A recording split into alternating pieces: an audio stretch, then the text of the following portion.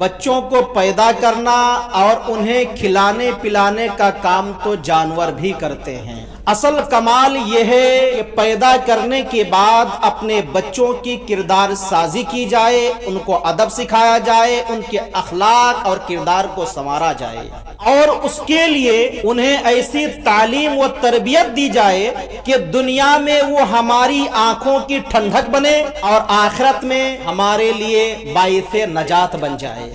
یہی ہماری اور آپ کی دنیا اور آخرت کی کامیابی ہے، اور اسی میں ہماری اور آپ کی نجات ہے۔ تاریخ شاہد ہے، آپ اپنے معاشرے سوسائٹی کے اندر بھی نظر دوڑائیں، جس گھر میں بچوں کی صحیح تعلیم و تربیت کی جاتی ہے وہاں کا ماحول بہت بہتر رہتا ہے، اور ان کا گھرانہ بڑا ہی دینی ماحول میں اور دینی انداز میں پروان چڑھتا ہے۔ اس گھر میں ماں باپ کی عزت ہوتی ہے، قدر ہوتی ہے، ادب کیے جاتے ہیں، ماں باپ کی بات مانی جاتی ہے۔ لیکن جس گھر میں ماں باپ اپنے بچوں کی تعلیم و تربیت پر توجہ نہیں دیتے ہیں، لاپرواہی برتتے ہیں، ان کا گھر جہنم کدہ بنا ہوا ہے۔ گالی ماں باپ بھی، بھائی بہن بھی ایک دوسرے کو اس انداز میں دیتے ہیں کہ رونگٹے کھڑے ہو جاتے ہیں۔ کبھی ہم نے اور آپ نے اپنے گھرانے میں جو گالیاں دی جاتی ہیں اس کے بارے میں غور کیا ہے؟ ایک باپ اپنے بیٹے کو گالی دیتا ہے ماں لگا کر کے، وہ ماں کی گالی دیتا ہے، مطلب وہ کہہ رہا ہے اپنی زبان سے کہ اے میرے بیٹے، تو اپنے ماں کے ساتھ اس طریقے سے برا سلوک کرتا ہے، اس کے ساتھ بدکاری کرتا ہے۔ وہی ماں جو ہے نا اپنی بچیوں کو باپ کی گالی دیتی ہیں، بھائی کی گالی دیتی ہیں، اس طریقے سے بہن کی گالیاں دی جاتی ہیں۔ تو یہ جو گالیاں ایک دوسرے کو دے رہے ہیں، کبھی اس کے بارے میں غور کیا ہے کہ آپ اپنی زبان سے کیسی بات نکال رہے ہیں؟ کتنی گھٹیا، کتنی گری ہوئی بات نکال رہے ہیں؟ یہ تو جانوروں کی جیسی بات ہو گئی، کیونکہ جانور اپنے بچوں کو پیدا کرتے ہیں، کھلاتے پلاتے ہیں، پھر اس کا بچہ ہی ان کی ماں کے ساتھ بھی بدفعلی کرتا ہے، ان کے بہن کے ساتھ بھی کرتا ہے، ہر ایک کے ساتھ کرتا ہے۔ ہمارے اور آپ کو تعلیم اور تربیت نہیں ملی ہوئی ہے، لیکن اللہ رب العالمین نے عقل و دماغ تو دیا ہے، اس کا ہم صحیح استعمال تو کر سکتے ہیں۔ اور یہ تعلیم و تربیت صرف کاپی اور قلم اور کتاب کے ذریعے سے ہی حاصل نہیں کی جاتی ہے، بلکہ اللہ سبحانہ وتعالی نے سورۃ النحل سورہ نمبر 16 کی آیت نمبر 78 کے اندر ارشاد فرمایا، واللہ اخرجکم من بطون امہاتکم لا تعلمون شیئا وجعل لکم السمع والابصار والافئدۃ لعلکم تشکرون۔ اور اللہ رب العالمین نے تم سب کو تمہاری ماں کے پیٹوں سے نکالا، یعنی تمہاری ماں کے پیٹ سے تمہیں پیدا کیا، اور اس وقت تم کچھ بھی نہیں جانتے تھے، لیکن علم حاصل کرنے کے لیے، جانکاری حاصل کرنے کے لیے، ادب اور اخلاق سیکھنے کے واسطے اس اللہ رب العالمین نے تمہارے واسطے کان بنایا، تمہارے واسطے آنکھیں بنائی، اور تمہیں دل اور دماغ دیا تاکہ تم اللہ رب العالمین کا شکریہ ادا کرو۔ تو ایک انسان سن کر کے، کان سے سن کر کے بہت کچھ سیکھتا ہے، آنکھوں سے دیکھ کے بھی سیکھتا ہے، اور اللہ نے دل اور دماغ جو دیا ہے اس سے غور اور فکر کر کے بھی انسان سیکھتا ہے۔ ہم کیوں جانور بنے ہوئے ہیں؟ اللہ رب العالمین نے کان دی ہے، ابھی اتنا بڑا جلسہ گزر گیا، اور دوسرے جگہوں بھی جلسے ہو رہے ہیں، پھر ہونے والے ہیں، جمعے کے خطبے سنتے ہیں، اور موبائل وغیرہ سے بھی کبھی کبھار آپ علماء کرام کے بیانات سنتے ہیں۔ تو کیا سن کر کے تعلیم حاصل کیوں نہیں کر رہے ہیں؟ سن کر کے تربیت حاصل کیوں نہیں کر رہے ہیں؟ میرے بھائیوں اور بہنوں، جب اللہ رب العالمین نے آپ صلی اللہ علیہ وسلم کو نبی بنایا، آپ کے اوپر قرآن نازل فرمایا، تو نبی کریم صلی اللہ علیہ وسلم کوئی مدرسہ نہیں بنائے تھے، کوئی مکتب نہیں تھا۔ وہ مکتب تھا، وہ جامعہ بھی تھا، یونیورسٹی بھی تھا، لیکن وہاں کتاب سامنے رکھ کر کے ان کو پڑھایا نہیں جا رہا تھا، بلکہ زبانی نبی کریم صلی اللہ علیہ وسلم وحی کی باتیں बताते थे और लोग सुन सुन करके तालीम हासिल करते थे और उसके मुताबिक अमल करते थे। तो हम और आप दिन रात कुरान और हदीस की बातें सुन रहे हैं, इसके मुताबिक हमें और आपको अमल करना चाहिए। आमतौर पर लोग तालीम हासिल करने पर जोर देते हैं, लेकिन याद रखें तालीम और तरबियत ये दोनों लाजिम और मलजूम है। बल्कि अगर कहीं तालीम में कमी आ गई तो तरबियत के जरिए से उसकी पूर्ति हो सकती है, लेकिन अगर किसी के तरबियत में कमी आ गई तो तालीम उसको पूर्ति नहीं कर सकता है। आज बड़े बड़े मदारिस हैं, मदरसे से बहुत सारे लोग तालीम हासिल करते हैं, तलबा, और इस तरीके से वो तलबा पढ़ लिख करके आलिम बन रहे हैं, फादिल बन रहे हैं। इन्होंने तालीम तो हासिल कर ली है बहुत, और इल्म हासिल करने के बाद वो तकरीर भी करते हैं, कुरान और हदीस की बातें दूसरों को सिखाते हैं, दूसरों को तालीम देते हैं, लेकिन उन्हें तरबियत नहीं मिली हुई रहती है। इल्ला माशाअल्लाह, जिसका नतीजा यह है कि एक आलिम दीन अगर किसी मस्जिद में इमामत कर रहा है तो वो नमाज पढ़ रहा है, लेकिन अगर इमामत नहीं कर रहा तो उसे नमाज आप पढ़ते हुए नहीं देखें। इल्ला माशाअल्लाह कभी कभार नमाज पढ़ लिया, वो तकरीर तो बड़ी बड़ी कर देता है, लेकिन खुद उसके अंदर ये अमल पाया नहीं जाता है। ये मतलब परस्त बनावर आता है, दुनिया परस्त बनावर आता है, पैसे के पुजारी बनावर आता है। यानी हमको रुपया पैसा मिला तो हम इमामत भी करेंगे, हमको रुपया पैसा मिला तो हम खुतबा भी देंगे, हमको रुपया पैसा मिला तो हम मदरसे में जाकर के तदरीस भी करेंगे, मदरसे में जाके बच्चों को पढ़ाएंगे भी, लेकिन दावत और तबलीग से कोसों दूर नजर आते हैं, क्योंकि उनको वहां पैसा मिल रहा, बस उतना ही करेंगे। ये मैं सबकी बात नहीं कर रहा हूं, आप इसमें सबको नहीं आके, मैं यह बतला रहा हूं कि तालीम और तरबियत में फर्क क्या है। कि सिर्फ जिसको तालीम मिलती है और तरबियत नहीं मिलती है तो वो दुनिया परस्त बनकर रह जाता है, मतलबी बनकर के रह जाता है, सिर्फ अपने फायदे के वास्ते वो करता है। लेकिन जिसको तरबियत मिली हुई रहती है तो चूंकि वो जो उसके जो जिम्मेदारी दी गई है उस जिम्मेदारी को बहुस्न खूबी निभाता है और अमल भी करता है इखलास के साथ, लायक के साथ, क्योंकि वैसे उसको तालीम मिली हुई रहती है। और अगर उसको इमामत ना भी मिले, खिताबत ना भी मिले, दर्स व तदरीस के लिए मदरसा ना भी मिले, फिर भी उन्होंने जो मदरसे से तालीम हासिल की है उसी के मुताबिक अपनी जिंदगी गुजारता है और दूसरों को भी जिंदगी गुजारने के लिए कहता है। यह तालीम और तरबियत का नतीजा है, यह फर्क है तालीम और तरबियत में। वरना आप देखेंगे कितने ऐसे मदरसे से फारिगिन को भी जो ताड़ी और शराब पीते हुए नजर आएंगे, बदकारी करते हुए नजर आएंगे और दाढ़ी मोछ पूरा निकाल करके सफाचट नजर आएंगे आपको।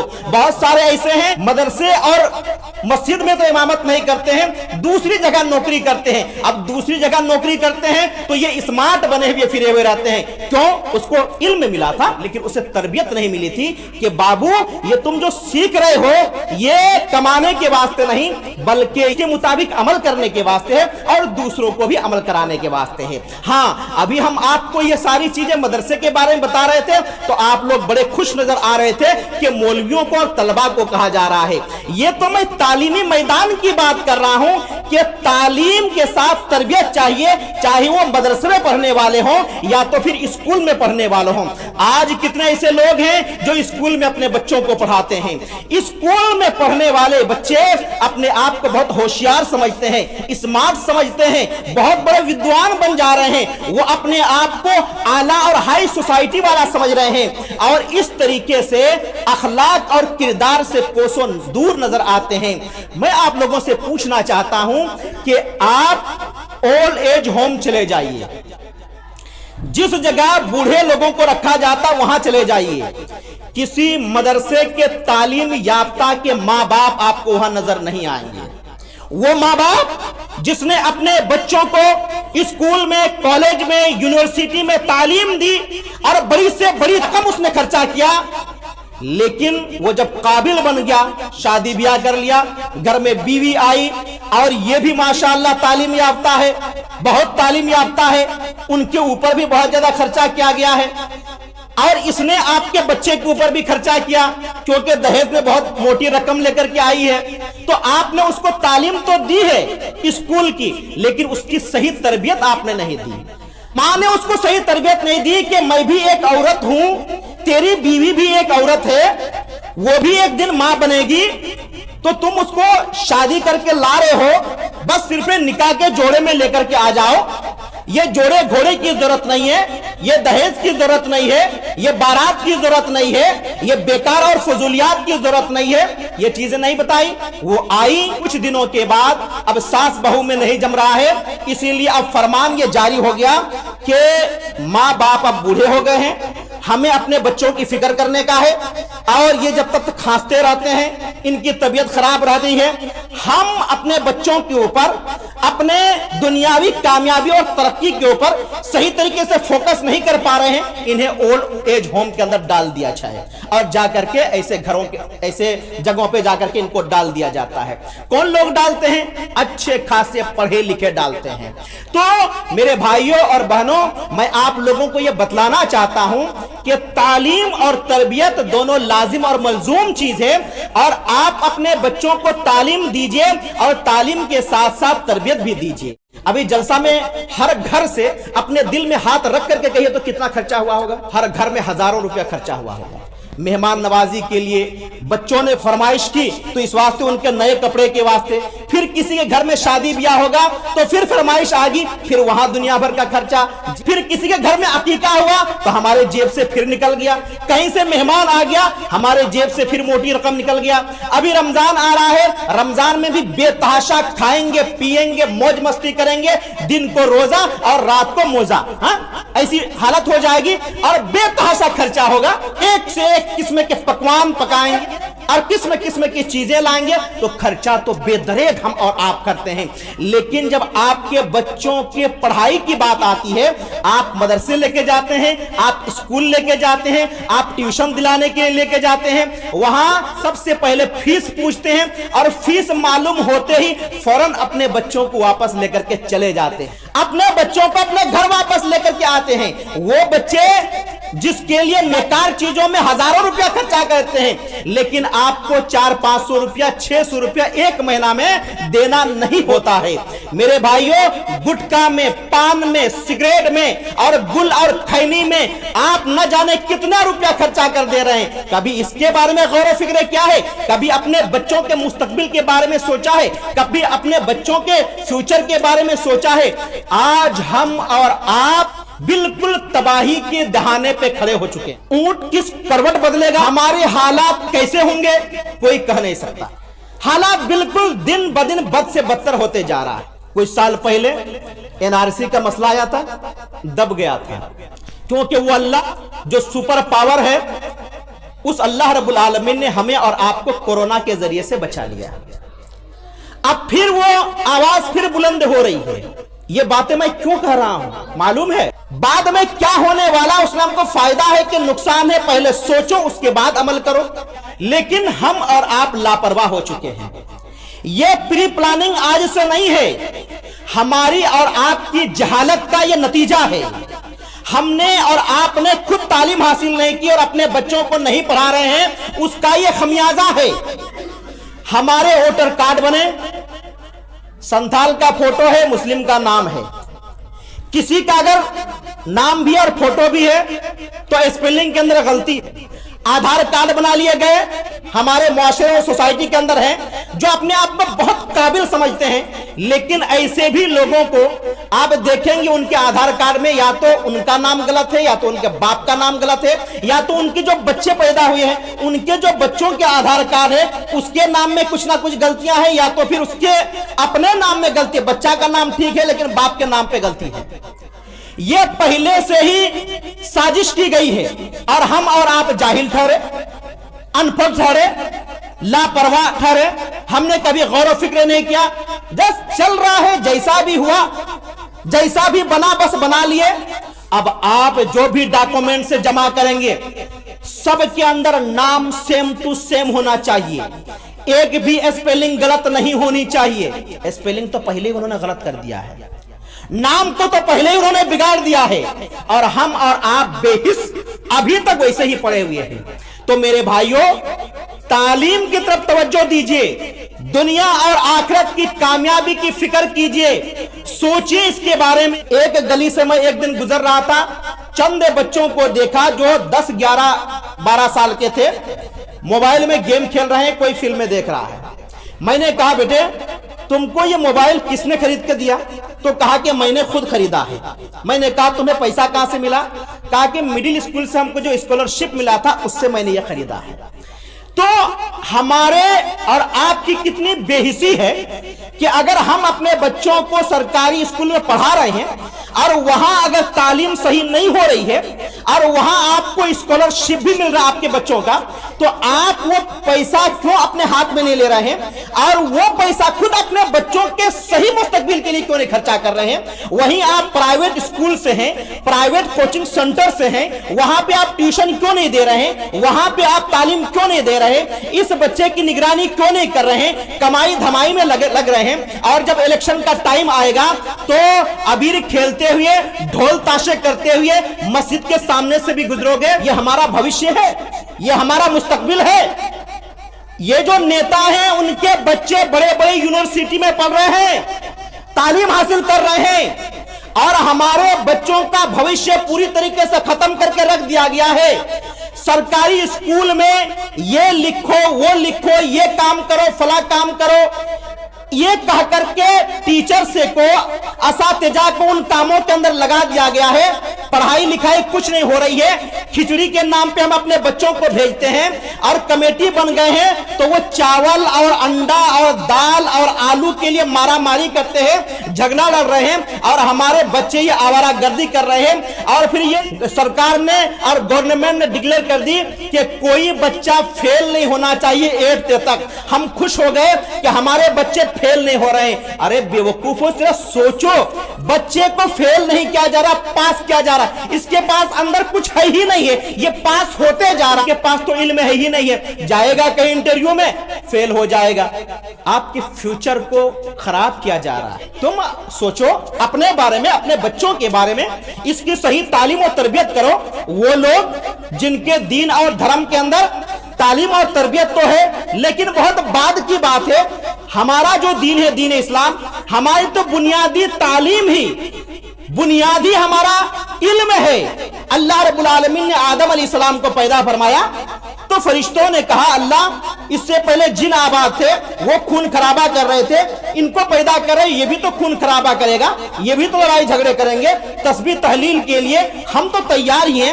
اللہ رب العالمین نے کہا انی عالم ما لا تعلمون، مجھے جس چیز کا علم ہے اس کا علم تجھے نہیں ہے۔ گویا علم کے بنیاد پر اللہ رب العالمین نے فرشتوں کو لاجواب کیا۔ اس کے بعد اللہ رب العالمین نے کہا وعلم آدم الاسماء كلها ثم عرضهم على الملائكة فقال انبئوني باسماء هؤلاء ان كنتم صادقين۔ اللہ رب العالمین نے ساری چیزوں کا علم آدم علیہ السلام کو سکھا دیا، پھر ان چیزوں کو فرشتوں کے سامنے پیش کیا اور فرشتوں سے کہا اگر تم اپنے دعوے پہ سچے ہو، تم اپنی بات پہ سچے ہو تو ان چیزوں کے نام بتا دو۔ فرشتوں نے آگے اللہ رب العالمین سے کہا اللہ تو پاک ذات ہے، ہمیں تو اتنا ہی علم ہے جتنا تو نے ہمیں دیا۔ اس کا مطلب کیا ہوا؟ اللہ نے آدم اور فرشتوں کو بھی علم دیا۔ اگر علم نہیں رہتا تو وہ لوگ تسبیح اور تقدیس کیسے بیان کرتے؟ وہ لوگ اللہ کی بات اور ریاضت کیسے کرتے؟ تو جو بنیادی علم تھا وہ تو ان کو دے دیا گیا تھا، لیکن اللہ رب العالمین آدم علیہ السلام کو اس دنیا کے اندر بھیجنا چاہ رہا ہے اور یہاں پہ آبادی بڑھانا چاہ رہا تھا، اس لیے آدم علیہ السلام کو ہر چیز کا نام بتا دیا۔ ہمارے آجو باجو میں، اگل بگل میں جتنے بھی چیزیں، ہر چیز کا علم ان کو دیا، ہر چیز سکھایا، یعنی دین کے ساتھ ساتھ دنیا کی چیزیں بھی سکھایا ان کو۔ تو دین کے ساتھ دنیا کا علم حاصل کرنا بھی ہمارے لیے ضروری ہے۔ اسی طریقے سے جو خطبہ مسنونہ کے بعد سورہ نحل کی آیت میں نے پڑھی تھی اور بعد میں اس کا ترجمہ آپ حضرات کے سامنے کیا کہ اللہ رب العالمین نے بیان فرمایا اللہ نے تم سب کو تمہاری ماں کے پیٹ سے پیدا فرمایا، وہاں سے نکالا، تمہیں کچھ علم نہیں تھا تو ہم نے تمہیں کان، آنکھ اور دل دیا۔ تو یہ آنکھ، کان، دل دیا کیوں دیا؟ اللہ رب العالمین اس لیے دیا تاکہ اس کے ذریعے سے ہم علم حاصل کریں اور اللہ رب العالمین کا شکریہ ادا کریں۔ تو علم حاصل کرنے کے لیے چاہے دین کا ہو یا دنیا کا ہو، ہر علم حاصل کرنے کے لیے اللہ رب العالمین نے ہمیں آنکھ، کان اور دل اور دماغ دیا۔ لیکن دنیاوی تعلیم حاصل کرنے کے ساتھ ساتھ اصل اللہ نے ہمیں جس لیے پیدا کیا ہے وہ علم حاصل کرنا ضروری ہے. اسی لیے اللہ سبحانہ و تعالیٰ نے جب نبی کریم صلی اللہ علیہ وسلم کو آخری نبی بنایا تو سب سے پہلا جو وحی کیا وہ وحی کی شروعات یہاں سے تھی، اقرأ بسم ربک الذی خلق، کہ تم اپنے رب کے نام سے پڑھو جس نے تمہیں پیدا کیا. اپنے رب کے نام سے پڑھو جس نے تمہیں پیدا کیا. تو چاہے اسکول میں آپ اپنے بچوں کو پڑھائیں، کالج یونیورسٹی میں پڑھائیں، بڑی سے بڑی ڈگریاں دیں، ان کو ساتھ ساتھ دین کا بھی علم دیں، دین کی تعلیم دیں. پہلے کے زمانے کے لوگ زیادہ پڑھے لکھے نہیں ہوا کرتے تھے، لیکن اپنے بچوں کو گھر میں ہی ادب سکھایا کرتے تھے. بڑوں کے ساتھ گفتگو کیسے کرو گے، بڑوں کے سامنے کیسے آؤ گے، بڑوں کے سامنے کیسے بیٹھو گے، بڑوں کے سامنے کیسے کھڑے ہوگے، ایک دوسرے کو حقوق کیسے اپناؤ گے، تو یہ سارے آداب پہلے سکھایا کرتے تھے.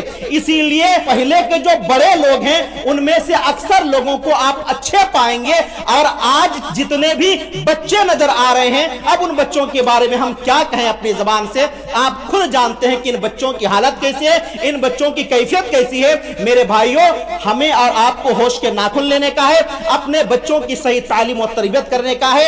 اللہ رب العالمین نے ہمیں اپنی عبادت کے لیے پیدا کیا، لیکن اس کے لیے بھی اللہ رب العالمین نے سورہ محمد سورہ نمبر 47 کی آیت نمبر 29 کے اندر ارشاد فرمایا، فَعْلَمْ أَنَّهُ لَا إِلَهَ إِلَّا اللَّهُ، جان لو کہ اللہ کے علاوہ کوئی معبود برحق نہیں ہے. یعنی اللہ رب العالمین معبود برحق نہیں ہے، اس کی عبادت و ریاضت کریں گے، یہ سب تو کرنے کا ہے.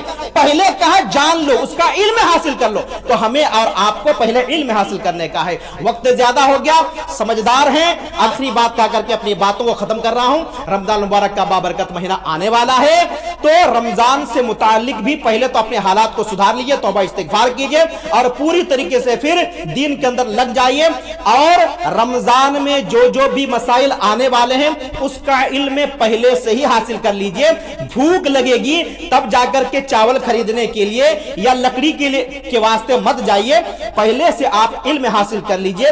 سحری کیسے کرنے کا ہے، افطار کیسے کرنے کا ہے، دن کو ہم کیا کریں گے، رات کو کیا کریں گے، جو روزہ نہیں رکھ سکتے ہیں اس کا مسئلہ کیا ہے. روزہ نہ رکھنے والے بہت قسم کے لوگ ہیں، کوئی بیمار ہیں، کوئی مسافر ہیں، کوئی عورت حاملہ ہے، کوئی اپنے بچوں کو دودھ پلا رہی ہے، بہت قسم کے افراد ہیں، کوئی بہت زیادہ عمر دراز ہو گئے ہیں. تو ہر ایک کی ذمہ داری ہے کہ پہلے ہی اس کا علم حاصل کر لیں. علماء کرام سے جائیں اور ان سے پوچھیں کہ فلاں مسئلے کا حل کتاب و سنت کی روشنی میں کیا ہے. خلاصہ کلام یہ ہے کہ ہمیں اور آپ کو دین کے معاملے میں ہر وہ علم حاصل کرنے کا ہے جس کا ہمارا سابقہ پڑ رہا ہے. کیونکہ نبی کریم صلی اللہ علیہ وسلم ارشاد فرمایا، طلب العلم فریضۃ علی کل مسلم، علم حاصل کرنا ہر مسلمان کے لیے فرض ہے، ضروری ہے، واجب ہے. اس کا مطلب پورا قرآن اور حدیث نہیں، بلکہ ہم جو کام کرتے ہیں، نماز پڑھتے ہیں تو نماز کے بارے میں، وضو کے بارے میں، غسل کے بارے میں، روزہ رکھتے ہیں تو روزہ کے بارے میں، جو کام ہم کر رہے ہیں، ہمارے پڑوس میں رہتے ہیں تو پڑوسی کے حقوق، ماں باپ کے حقوق، میاں بیوی کے حقوق، اس قسم کے جن چیزوں کا سابقہ ہے ان چیزوں کا علم حاصل کرنا ضروری ہے. ورنہ کل قیامت کے دن پکڑے جائیں گے. اور دنیا میں جس طریقے سے ہم در بدر کی ٹھوکریں کھا رہے ہیں اور جس طریقے سے ہمارے اوپر جو مطلب کہ ننگی تلوار لٹکی ہوئی ہے، یہ کس سے ڈھکی چھپی ہوئی نہیں ہے. ہم لوگ رات کو 1 بجے 2 بجے سوتے ہیں اور صبح کے 8 9 اور 10 بجے اٹھتے ہیں. اسی لیے پوری طریقے سے دین اور دنیا دونوں چوپٹ ہو رہا ہے. میرے بھائیوں اور بہنوں، دین اور دنیا دونوں کی کامیابی حاصل کرنے کی کوشش کیجئے. اللہ سے دعا کرتے ہیں کہ مولا کریم سب سے پہلے کہنے والے کو، بعد وہ تمام سننے والوں کو جو کچھ کتاب و سنت کی روشنی میں کہا گیا اس کے مطابق عمل کرنے کی توفیق عطا فرما. آمین. وآخر دعوانا الحمدللہ رب العالمین.